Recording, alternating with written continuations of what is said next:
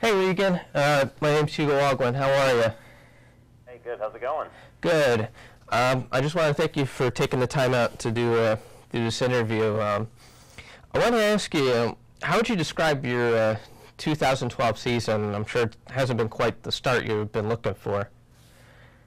Well, yeah. I mean, certainly, we'd like to have a better start than what we've had so far this year, but we're working hard to figure out what's been going on. You know, we started off the first 4 or 5 races and felt like we were going to be in good shape, and at some point kind of hit a little bit of a wall and a little bit of a lull, and things took a different turn, a different direction for us, and we've been working hard to get out of this little rut that we've been in, and thought Talladega was going to be the weekend that we were able to do that, and unfortunately, you can't help it when you have a motor blow and different things like that happen, but going to Darlington's not a bad thing. It's another good track for me, and someplace else that I'm thinking we can start rebounding and start getting back on the right direction here. How excited are you to get back to Darlington, to where you got your first win last season? Well, I'm real excited, and anytime you get your first win somewhere and you get to go back there, it's a big deal. It'll be the first time in my career I've been a defending race winner at a racetrack, and I look forward to doing that, and would love to get a second win. I know my mom wasn't. She's sitting next to me here. She wasn't able to be at the win last year. She was off doing some other things, and certainly would like to let her experience that taste of victory like I got to experience last year, and in particular with it being Mother's Day weekend. Oh, she's sitting right next to you right now? Yep. Here also on the line. Yeah. So now going into this weekend, I want to ask Ron Lee, and thank you for coming on. I want to ask you, how did you feel last year, in Darlington, and just not being able to be at the track? But I'm sure you were watching at home.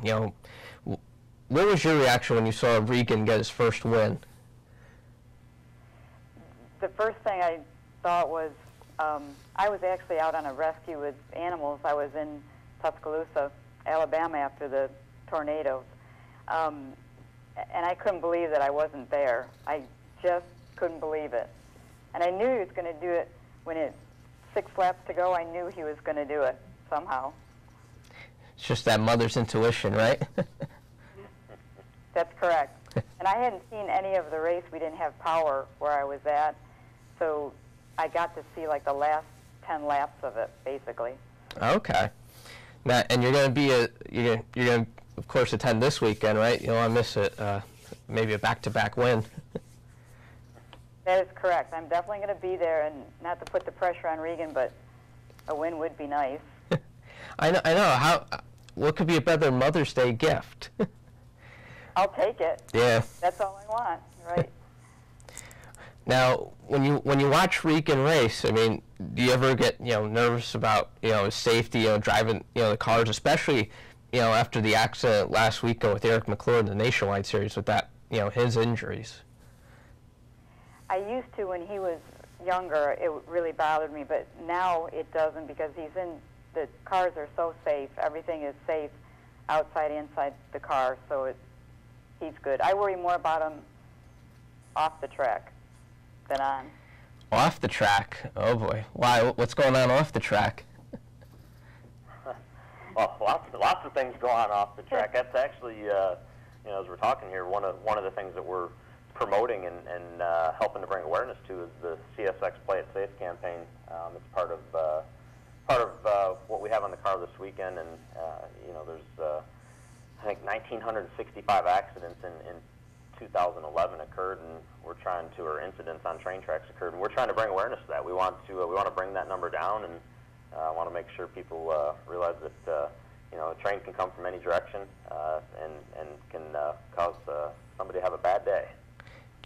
Wow, that's a lot. I mean, like, were you surprised when you first heard about those kind of statistics with those kind of accidents?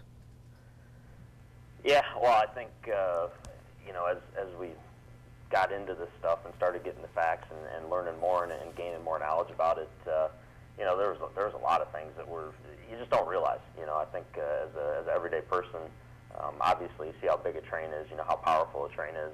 I was able to actually get in one and really feel that firsthand with the engineers on the train. how much force and power they actually have as we're going down the track with it.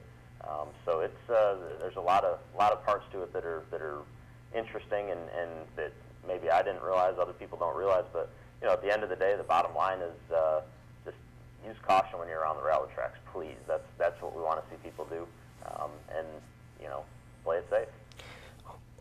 For pedestrians, like motorists, what are some like precautions really that they should take around like railroad crossings and the tracks? That probably most of us just are completely oblivious to when we're just driving and walking down the road.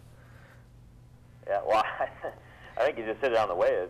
Don't be oblivious, basically. You gotta pay attention, and you gotta use caution when you see the railroad tracks. Don't try to outrun a train. You're not going to. It's not going to work out good.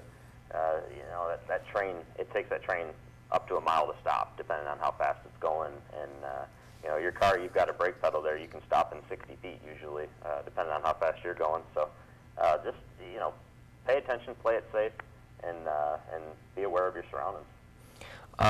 So where can some of like the listeners go for like more information on the Play It Safe campaign, to just look at the statistics for themselves? Well, we've got a website set up. It's csxplayitsafe.com. All kinds of information and different facts and things like that on there, so they can go there and check that out. Great. Hopefully get the awareness out and just make things a whole lot safer. Now, just getting back into the racing side, I just wanted to ask you real quick about Talladega. How did Jack?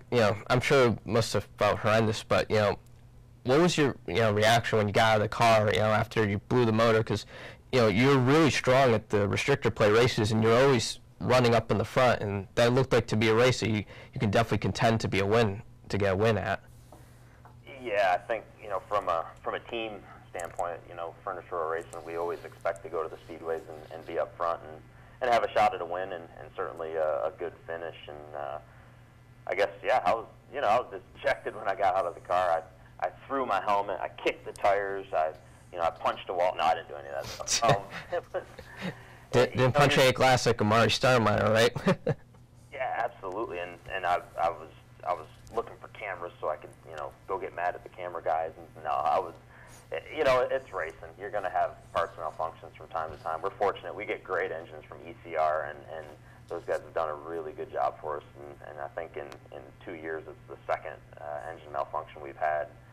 We don't know what happened yet. It wasn't heat-related, which was an issue for everybody there, but this particular circumstance wasn't heat-related. So we'll get it back. It takes a little bit longer because our cars have to go to Colorado before the engines can come back to North Carolina.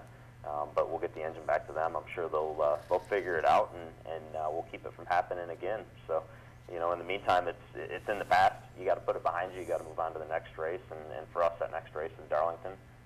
It's a track that we go in there with confidence. We go in there with momentum from last year, and we're going to use it to build the momentum for this year and get pointed in the right direction again. Are you bringing the same car you won with last year to this weekend's race? Nah, we've retired that car. That car is, I think it's still sitting in the shop right now. Last time I was at the shop, it was there. I'm not sure if it's moved since then, but that one's going to go into storage, I guess, if you want to call it that. It was actually, at the time, our oldest car in our fleet, so it was due to be retired shortly anyways. And whenever it won the race, then we decided instead of scrapping it, we were going to clean it up and put it off in the corner and cover it up for good. Oh, wow. Must have felt like I took a big sigh of relief. Like, whew, we saved that one before last season's race. Yeah, no, it was the oldies are the goodies. Yeah. Now moving forward, like going into the this weekend's race and going into Darlington, what does the hit to race at such a historic track when you just walk in, you come in and get in the car, pull on the track, do you feel like that history, that energy at the track, just from all the history of great races there when you're out there? Well, yeah, I think the best way you can look at Darlington is it's like taking a trip back in time almost. You go into the racetrack there and into the facility, and it just, you can feel the history oozing out of the place, and you can look at the corners and know that, we're raced on the exact same part of the racetrack that they raced on even 40, 50 years ago. And here we are in 2012, rim riding right up against the wall. 190 miles an hour or whatever. I think that's right about where the top speed is there, maybe 180. And it's special.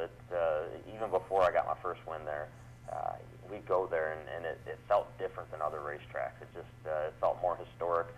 I guess the best comparison I can make is going to baseball parks. When you go to Wrigley Field, it feels different than any of these new parks that they're building. It just feels like you're taking a trip back in time, and that's what Darlington feels like to me. Well, hopefully you can relive the past and get from last season, just get back into victory lane. I want to thank both you, Regan, and Lee for taking the time out to talk to me, and good luck this weekend, and get your mom the best Mother's Day present she can get. We will. Thank you. Thank you.